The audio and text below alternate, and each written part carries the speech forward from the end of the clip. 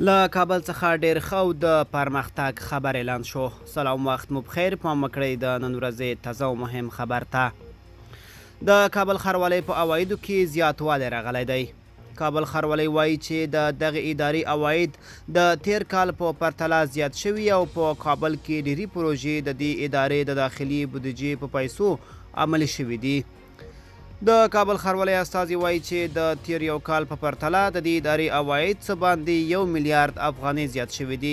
د یادې ادارې استازی ټینګار کوي چې هر څومره چې هیوادوال د مالیې د ورکړې په برخه کې له دوی سره همکاري وکړي، په هماغه کچه به په پلازمینه کې ډیری ټولګټې پروژې پلی شي.